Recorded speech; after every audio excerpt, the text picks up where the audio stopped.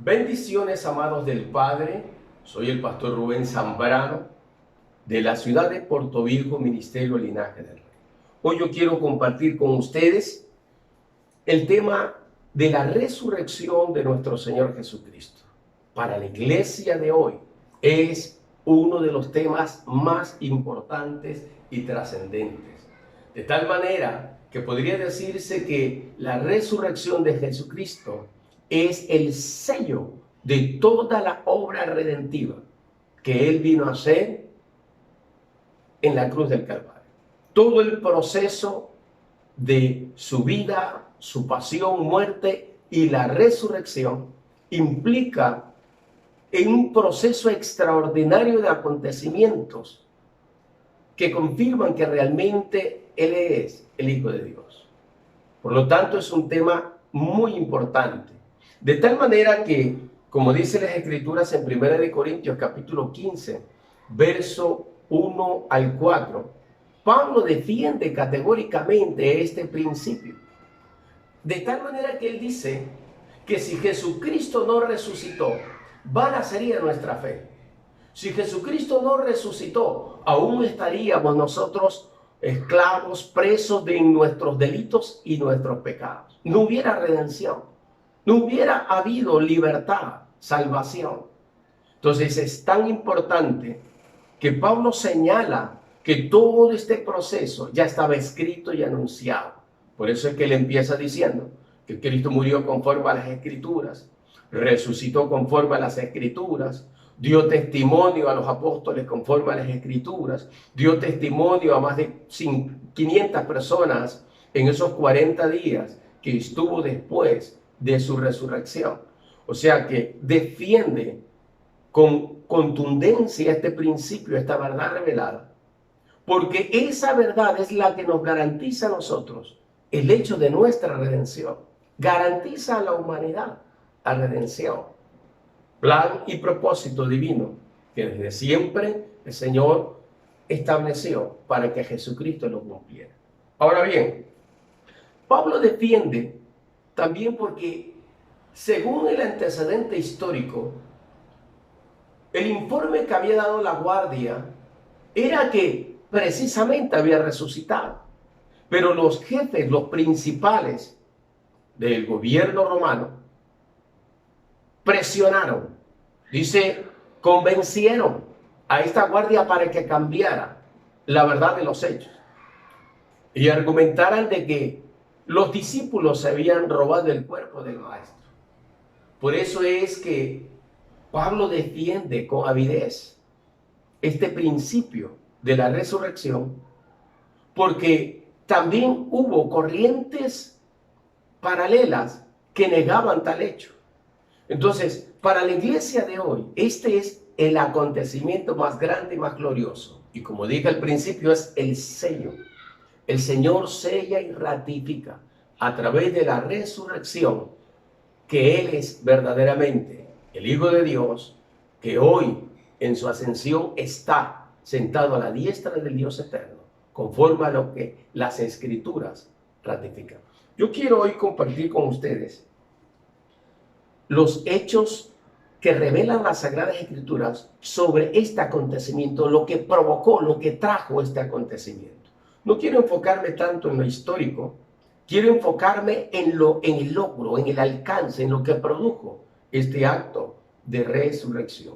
Porque detrás de esto hay verdades extraordinarias de parte del cielo que nos bendicen, que nos posicionan, que nos llevan más allá y que pueden abrir nuestra mente a algo más glorioso en los conocimientos del reino de Dios.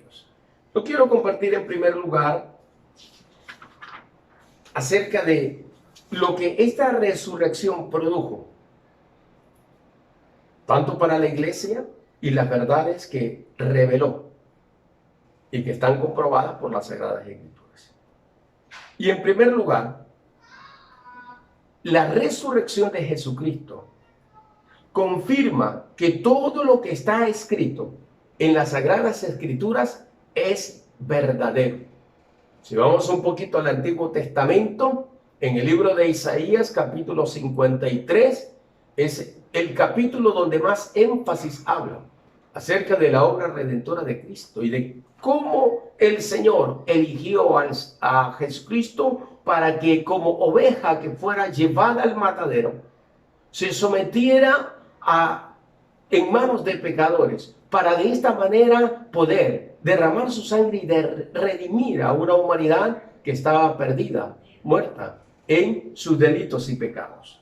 El Señor dice en el capítulo 53 de Isaías, quiso quebrantarlo, sometiéndolo a padecimientos, cargando sobre él, sobre sus hombros, el peso, la maldad, la iniquidad, el pecado de toda la humanidad, cargando sobre su cuerpo todos los delitos, todo lo que el hombre en todos los tiempos, pasado, presente y futuro, pudieran haber cometido como infracción de la ley. Y por lo tanto, esto asegura de que por ese sacrificio, hoy nosotros hemos sido limpios, hemos sido lavados en ese poder, en el poder de su sangre, y somos la iglesia que Él hoy ha constituido de manera gloriosa. Es extraordinario. Hay otros versículos más y capítulos como el Salmo 16, verso 10, el Salmo 22, el mismo Isaías, capítulo 42, que habla acerca de los padecimientos del siervo de Dios, haciendo referencia a Jesucristo mismo. Entonces, las Sagradas Escrituras confirman que Jesucristo iba a resucitar, y el acto de resurrección ratifica que estas palabras son fieles y verdaderas. Jesucristo mismo les habló a los fariseos diciéndoles que solo una señal vendría para ellos, y esa era la señal del profeta Jonás. ¿Qué pasó con Jonás? 3 días estuvo en el vientre del pez y después fue expulsado del pez y fue a cumplir su asignación profética. También Jesucristo hizo la referencia con relación al templo, mirando hacia el templo, y dijo, en 3 días yo lo levantaré.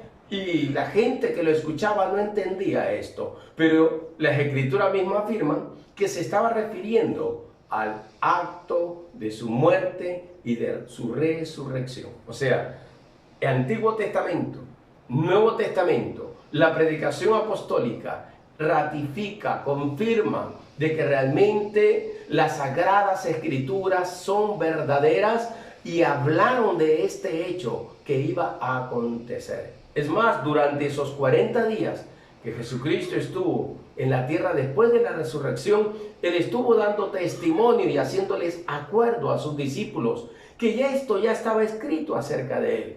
Entonces, la resurrección de Cristo a nosotros nos asegura que el evangelio que estamos predicando es verdadero, porque se ha cumplido la palabra eterna de nuestro Señor.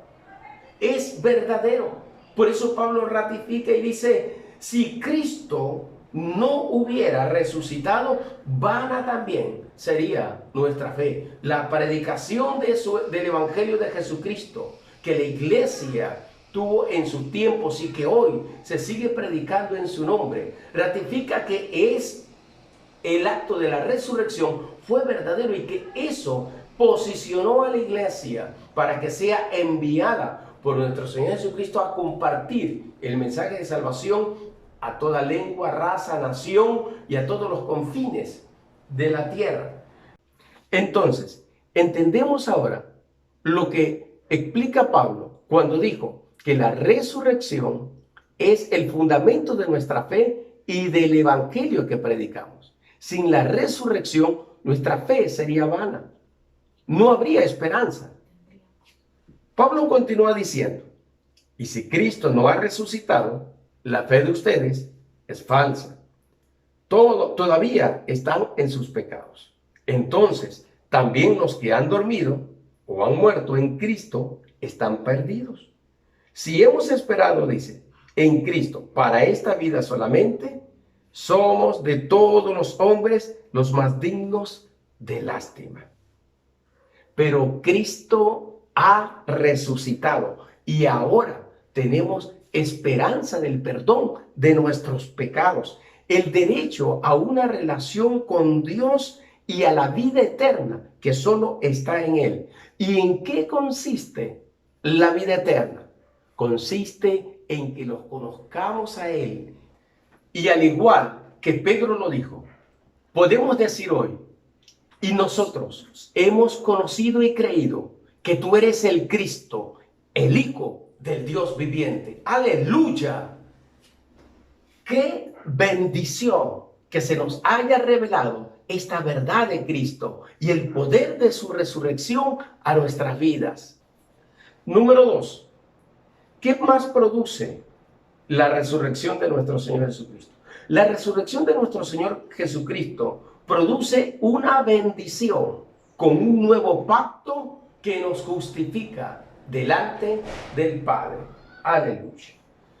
La Biblia en el libro de los Hebreos, capítulo 8 y capítulo 9, hace énfasis específicamente de que el punto principal a tratar en estos capítulos es acerca del nuevo pacto que se da o se ratifica en Cristo Jesús. Recuerde que antiguamente los judíos tenían que hacer sacrificios semanales, sacrificios mensuales, sacrificios anuales, como una forma de expiar pecados, tanto personales, familiares o de toda la nación en sí misma.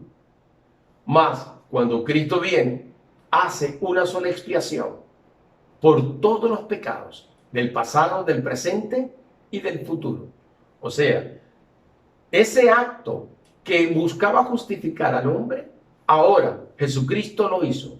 El Cordero de Dios se dio en sacrificio para que a través de ese sacrificio todos los hombres fuéramos justificados. Glorioso.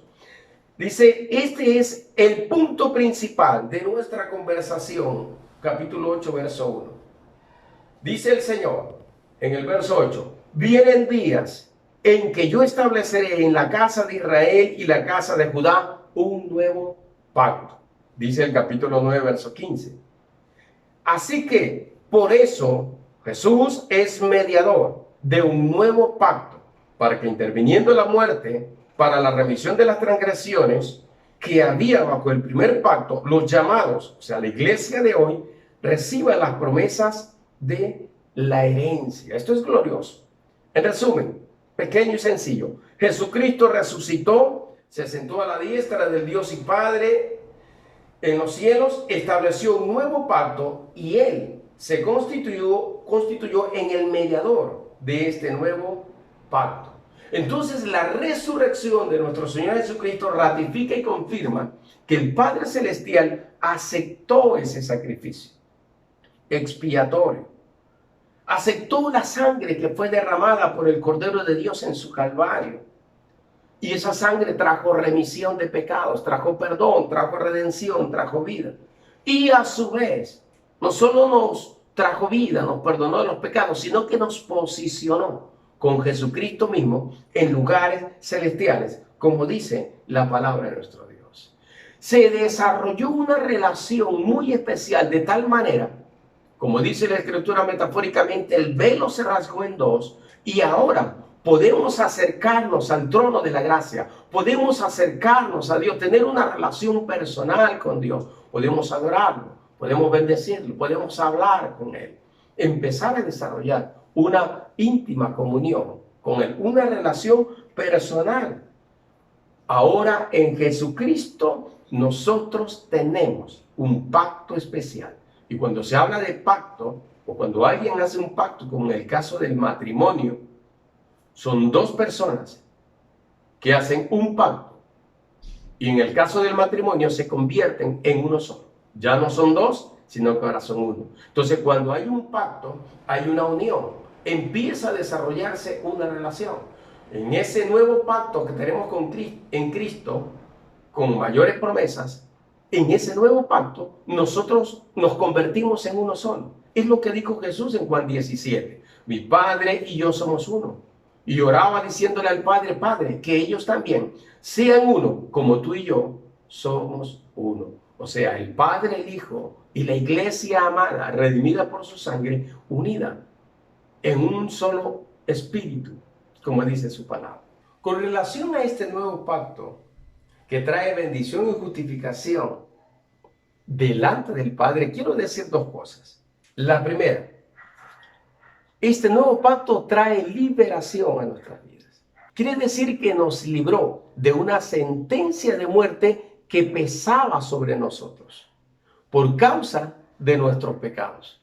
El apóstol Pablo, en su carta a los Colosenses, en el capítulo 2, versos 13 al 15, dice que él, el Señor, anuló el acta de decretos que había contra nosotros, que nos era contrario. Dice, las quitó de en medio y las clavó en la cruz. Y a través de este acto despojó a los principados y potestades y los exhibió públicamente derrotados, triunfando sobre ellos en la cruz. Por lo tanto, no hay pecado que pueda dominarnos ni enseñorear sobre nosotros, porque Cristo nos ha dado el poder y la autoridad para vencer todo tipo de pecados. En el libro de Romanos, capítulo 4, verso 25 dice que Jesucristo fue entregado por nuestras transgresiones y resucitado para nuestra justificación. O sea que con el acto de resucitar nos justificó. Ahora, ¿qué significa justificar? Justificar significa declarar justo a alguien, no considerando o tomando en cuenta sus delitos o pecados, que es lo que dice la Escritura, sino que lo hizo por la gracia y la justicia de nuestro Señor Jesucristo. Cuando Jesucristo murió en la cruz, Él tomó el castigo para que pudiéramos nosotros ser justificados delante de nuestro Padre. Cuando nosotros hacemos a Jesucristo nuestro Señor, aceptamos su señorío en nuestras vidas, Dios ya no nos mira a nosotros, Dios ya no te mira a ti, sino que ahora el Señor mira la justicia de aquel que habita en ti, y por causa de él o por medio de él nosotros fuimos justificados. No importa quién sea la persona, puede ser el profesional más exitoso y renombrado, quizás ocupar la posición más alta y elevada. No importa la raza, no importa la edad. La Biblia enfatiza que todos hemos pecado y estamos destituidos de la gloria de Dios. Por lo tanto, todos debemos ser justificados delante de Dios. Y Cristo es el único mediador entre Dios y los hombres, que nos coloca a nosotros en la posición de justos, no porque nosotros hayamos hecho justicia, sino porque Él nos justificó. Al reconocer nosotros nuestra insuficiencia, nuestra incapacidad para poder justificarnos a nosotros mismos, al reconocer su poder para cambiar y transformar nuestras vidas, es allí donde somos justificados por su sangre. En segundo lugar, tenemos herencia. Todos los que hemos sido redimidos por la sangre de Cristo somos herederos de nuevas y mayores promesas.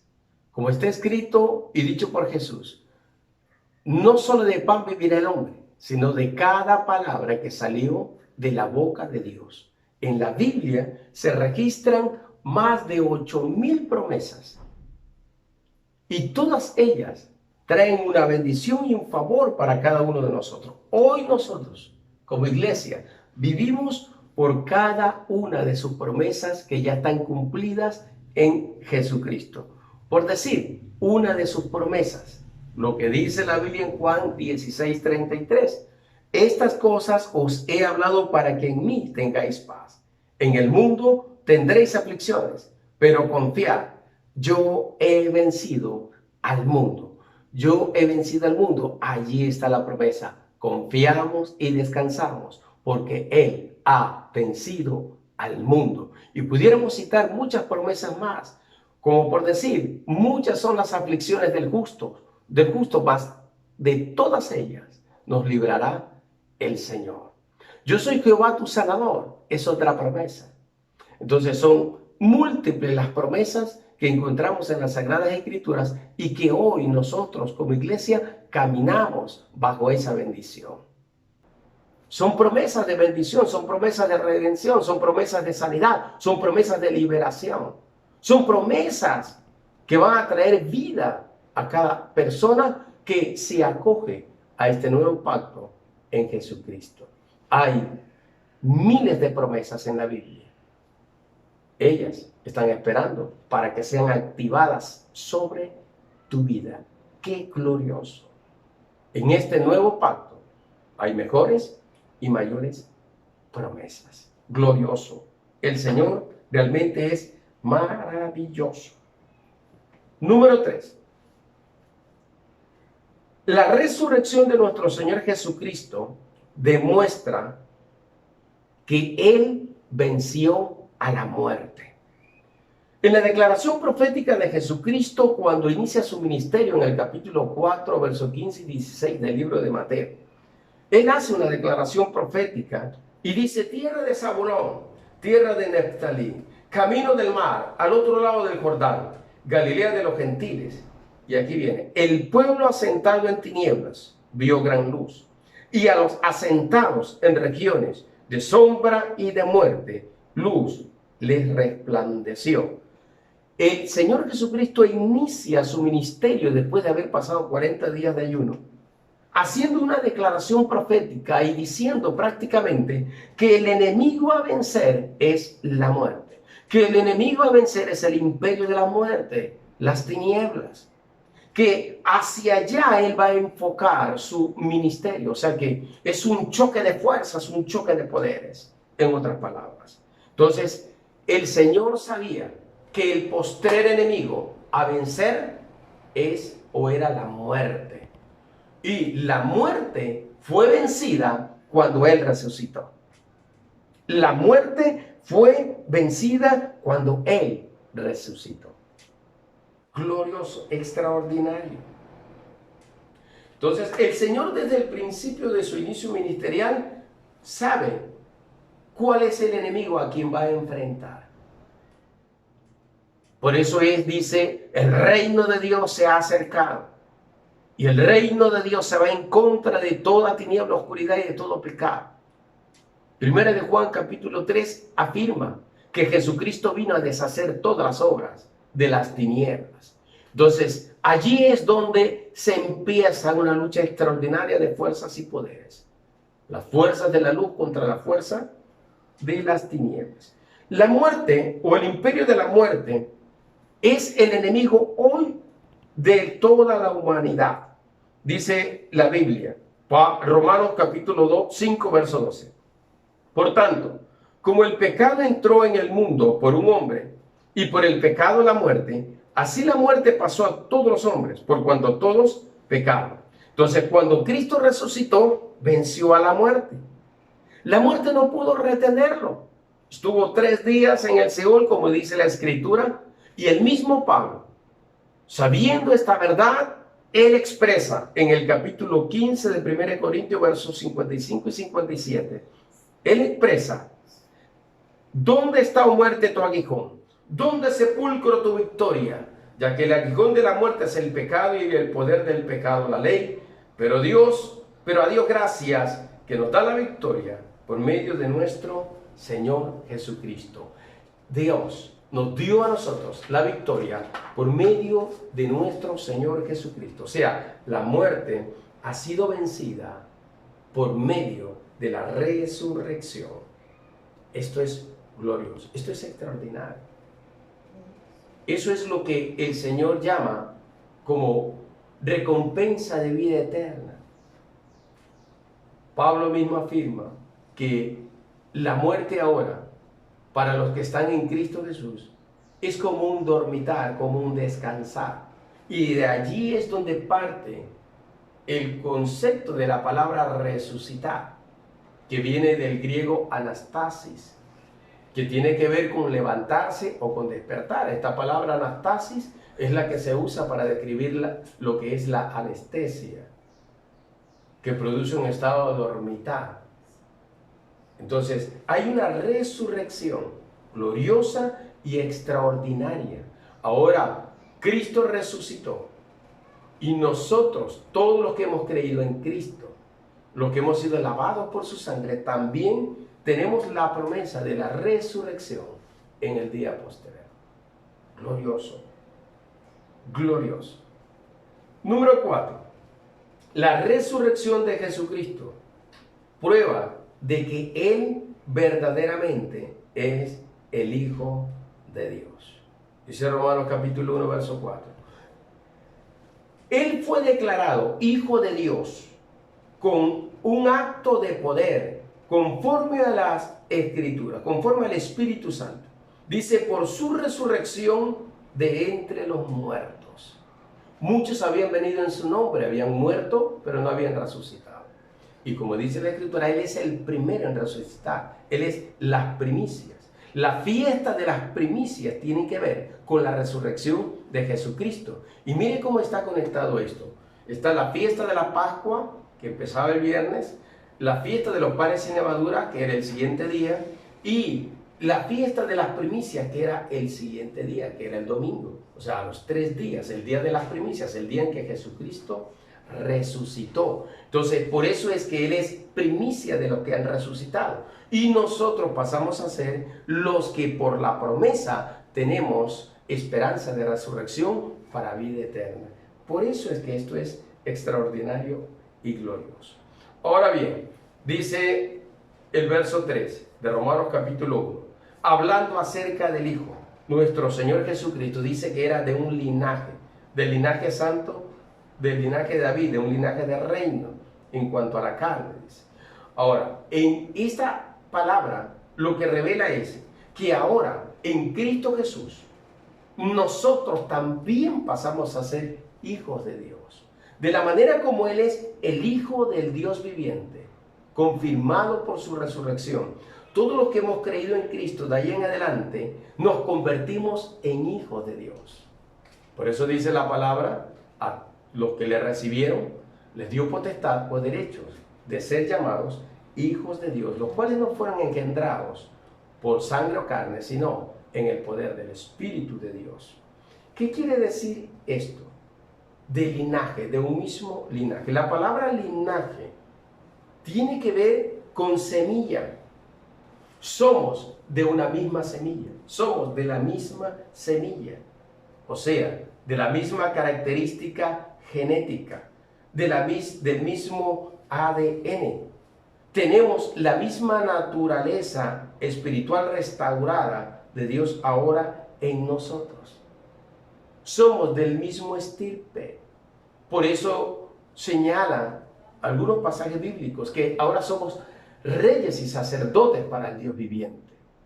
Por eso dice desde el principio, cuando Israel fue escogido, yo escogeré un reino de sacerdotes, reyes y de sacerdotes. Cuando Dios llamó a Abraham, le dijo, de tus hombros o de tus lomos sacaré reyes.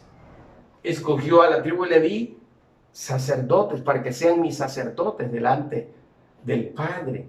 Entonces ahora el Señor, a través de ese linaje, nos ha hecho reyes y sacerdotes. Pero hay más profundidad todavía en esto. No solamente es un asunto de posicionamiento, nos ha posicionado como reyes y sacerdotes, no, sino que ahora tenemos su naturaleza. De la misma manera como una semilla produce nuevas semillas de las mismas características, sea de naranja, sea de mango, sea de tamarindo, o sea, de cualquier árbol que sea, tiene o producirá ese árbol semillas de la misma naturaleza, de la misma forma, de la misma figura, de la misma imagen, del mismo tamaño, de acuerdo a la naturaleza de la semilla. Ahora, ¿qué quiere decir esta verdad? Que nosotros, o en nosotros, el Eterno ha depositado su semilla, que es Jesucristo. Y esa misma semilla, que es la misma palabra del Dios viviente, ha sido depositada y ahora vive en nosotros. Por lo tanto, el Señor nos ha constituido ahora a nosotros como un semillero en el cual están contenidas, escuche bien esto, las más grandes revelaciones de su palabra. de su verdad. Somos un semillero en el cual están contenidas las revelaciones de la gloria del Dios viviente, de su reino en nosotros. Somos portadores, somos manifestadores de esa gloriosa revelación del Padre en nuestra vida. De la misma manera como el Padre se reveló en el Hijo, ahora el Hijo y el Padre son revelados a través de la iglesia por su Espíritu.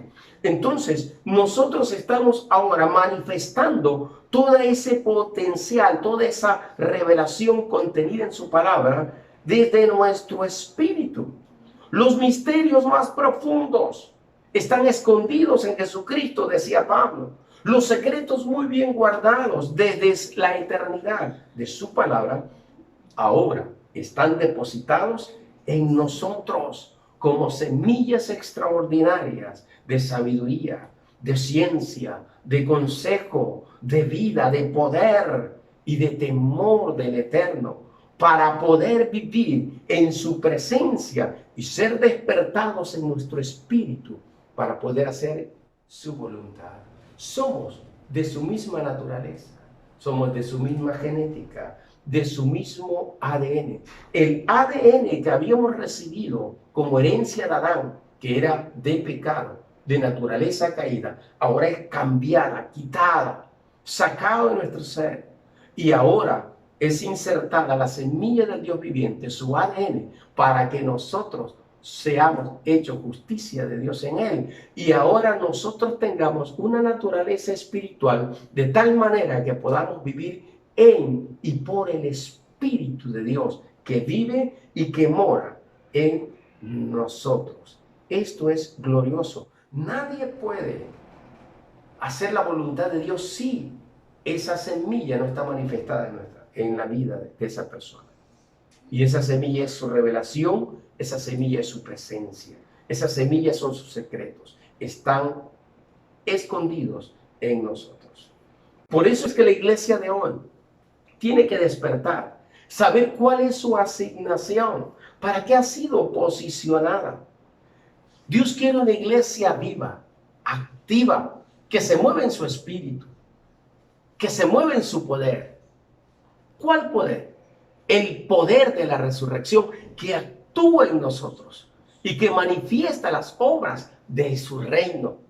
Pero para que esto suceda, nuestra relación con Dios tiene que ser restaurada, restablecida, y su fuego tiene que ser avivado en nuestros corazones para que pueda fluir todo ese potencial contenido en nuestro espíritu, que hoy y más aún en este tiempo sea capaz de dar vida a todo lo que ha estado muerto. Tu fe tiene que resucitar. Tiene que ser una fe inquebrantable para que te pueda sostener en medio de toda situación que el mundo está viviendo, mirando solo al invisible y no a lo que está pasando a tu alrededor. Tu esperanza y tu confianza debe ser firme, creyendo en su fiel amor, creyendo que todo Dios lo encaminará y hará que obre a nuestro favor si permanecemos ligados a Él, enfocados en Él, en su voluntad perfecta, amándolo y obedeciéndolo en todas las cosas. El libro de Jueces dice: despierta, despierta, Débora, despierta, despierta. Hace un llamado para despertar y levantarnos. Y sigue diciendo: levántate, Barak, hijo de Abinoam, anda y conquista a tus enemigos. La iglesia tiene que levantarse, tú tienes que levantarte y vencer a tus enemigos. ¿Cuáles enemigos? Quizás el miedo, el temor, las preocupaciones, lo que pueda suceder en el futuro. ¿Viviremos o moriremos? Todo ese miedo ha sido por causa de haber escuchado lo que muchos están diciendo hoy, lo que están hablando. Y aunque no se alejen mucho de la realidad, tenemos que oír lo que el cielo está diciendo y sacar del depósito que el Padre nos ha dado o nos ha entregado para poder enfrentar todo lo que pueda venir, con la firme seguridad de que de la misma manera como Cristo venció a la muerte, nosotros también venceremos, saldremos victoriosos en todo, porque el Señor está con nosotros. Está escrito: lo que ojo no vio, lo que oído no ha oído, lo que no ha subido al corazón del hombre, es lo que hoy está reservado para nosotros como iglesia por su Espíritu. Porque Jesucristo, quien resucitó, activó la matriz reproductiva en nuestro espíritu para que por su espíritu todo lo que necesitamos saber en este tiempo emerja, venga a nuestro corazón. Por eso es que hoy más que nunca tenemos que estar apercibidos. Tenemos que discernir los tiempos, conocer las sazones y los tiempos. Tenemos que estar atentos y vigilantes, porque nuestro Rey, el Cristo viviente, el gran Rey resucitado, viene con poder y con gloria. La gente habla lo que escucha decir a otros. Nosotros tenemos que hablar lo que escuchamos decir al Espíritu. Por eso Juan decía: lo que hemos visto, lo que hemos oído, lo que hemos tocado, lo que hemos palpado, tocante al verbo de vida, eso es lo que hablamos. Por eso el mensaje a la iglesia es: el que tiene oído, oiga el que tiene oído para oír, oiga a lo que el Espíritu dice a la iglesia. Entonces necesitamos tener nuestros oídos listos para oír lo que el Espíritu habla. Y la iglesia está llamada hoy a hablar lo que el Espíritu de Dios dice. Nosotros tenemos la autoridad en Cristo, el poder para manifestar la vida del Omnipotente por su Espíritu, pero a través de la palabra, que va a salir como un poder legal, así como está escrito. Tenemos autoridad para atar y para desatar. Todo lo que se ate será atado en los cielos, todo lo que se desate en la tierra será desatado en los cielos. Y su palabra es la profecía más segura que podamos encontrar. Tenemos que hablarla, tenemos que profetizarla. Todo el Señor lo ha puesto bajo sus pies y ha dado a la iglesia por cabeza de todas las cosas. O sea, que todas las cosas también están puestas bajo los pies de la iglesia por causa de Jesucristo, quien resucitó. Y es necesario en ese poder, en esa autoridad, manifestar todo lo que el Señor depositó en la matriz de la esposa del Cordero, que es la iglesia. Esa activación sobrenatural de esa sobreabundante e inagotable fuente de vida, de revelación, de sabiduría eterna que está depositada hoy y que es para este tiempo. Dios le dijo a Ezequiel: come del rollo y profetiza. También le dice a Juan: come del rollo, porque es necesario que profetices otra vez sobre muchos pueblos, naciones, lenguas y reyes. Dios te dice a ti, iglesia: come del rollo, come de la revelación eterna del Padre, porque hay una semilla profética que ha sido depositado en ti, y el Eterno hoy está despertando a su iglesia para llenar toda la tierra de esa gloriosa semilla que va a producir vida en abundancia para todas las naciones de la tierra. Es el tiempo de Jezreel, el tiempo en donde Dios esparce, el tiempo donde Dios riega la semilla por toda la tierra, porque está escrito: toda la tierra será llena del conocimiento de la gloria de Dios. Toda la tierra será llena del conocimiento de la gloria de Dios. Y tú eres el instrumento que Dios va a utilizar. Tú eres la herramienta que Dios va a utilizar. Tú eres el canal por medio del cual el Espíritu de Dios va a hablar y va a soltar toda esa semilla en toda la tierra. Y el gran mandamiento o la gran encomienda que el Señor nos dio se va a cumplir en este tiempo a través de la obra evangelística, a través de ese poder de resurrección que activó, que actúa en nosotros y que manifiesta ese conocimiento revelado. Dios me dio una palabra y me dijo que en este tiempo el Ruach HaKodesh, el Espíritu del Señor, hablará a reyes y gobernantes, a todo aquel que está en una posición de autoridad, porque Él va a traer justicia a la tierra. El Señor me dijo, Natán y Gad serán mis testigos, porque voy a traer justicia a la tierra. Porque Él va a juzgar a los malvados por su maldad, a la gran ramera que se hace llamar Babilonia la Grande, que ha corrompido con sus abominaciones a pueblos, muchedumbre, naciones y lenguas. Ella tiene que ser juzgada y desolada y recibirá la retribución por sus hechos, como dice Apocalipsis 17 y 18. También me dijo el Señor, he aquí mi siervo, mi escogido, a quien puse por pacto al pueblo, por luz a las naciones, en quien mi alma tiene contentamiento, en quien reposa mi espíritu, a quien he llamado en justicia.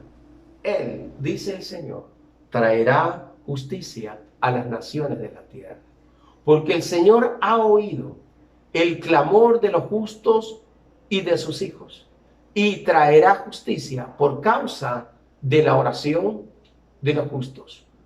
Así como dice Apocalipsis capítulo 6, versículo 9 al 11. Porque también está escrito, dijo Dios, en Lucas 18, 7 y 8.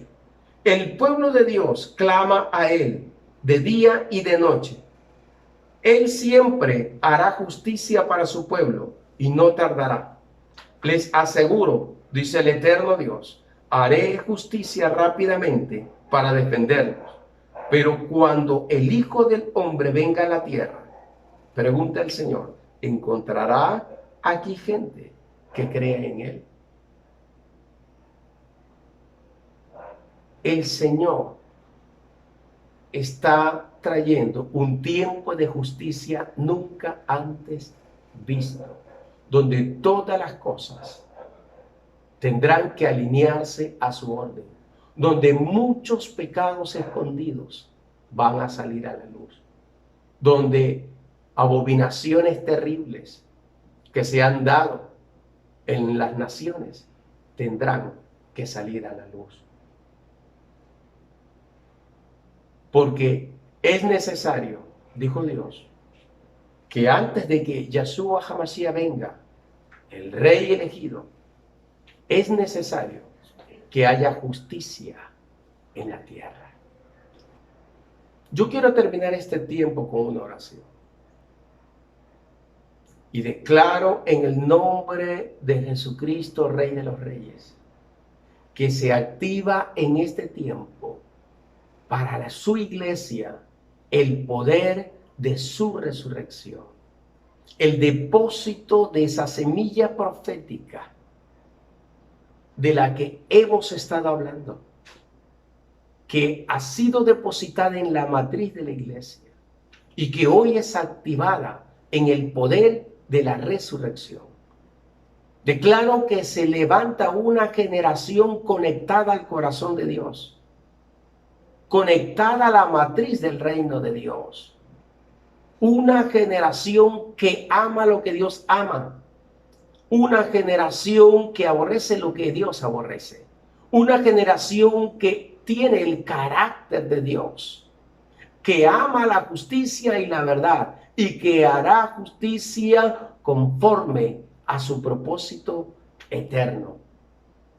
Yo hoy sello esta oración y sello esta palabra y declaro en el nombre de Jesucristo que así será. Dios te bendiga grandemente. Si todavía no has recibido a Cristo como Señor y Salvador, este es el momento oportuno. Como hemos compartido en este mensaje, el único que puede justificarnos delante de nuestro Dios y Padre es Jesucristo. Y todos los seres humanos necesitamos abrir nuestro corazón a Dios. No importa cuál sea tu situación o tu circunstancia, no importa lo que estés viviendo ahora. Urgentemente tú necesitas abrir tu corazón a Jesucristo. Yo te voy a guiar con una sencilla oración y allí donde tú estás viendo esta predicación, repite conmigo en oración. Señor Jesús, yo te pido perdón por mis pecados. Señor, hoy abro mi corazón para recibirte como mi Señor y Salvador. Yo declaro que en tu sangre han sido pagadas mis culpas, mi pasado ha sido extinguido. Declaro, Señor, que ahora soy una nueva criatura, nacida del agua y del Espíritu. Soy justificado en el poder de tu resurrección. Ahora tengo un nuevo pacto contigo y tu semilla actúa en mi vida para una nueva vida. Gracias, Rey del Cielo. En el nombre de Jesucristo. Amén y amén. Dios te bendiga y hasta una nueva oportunidad.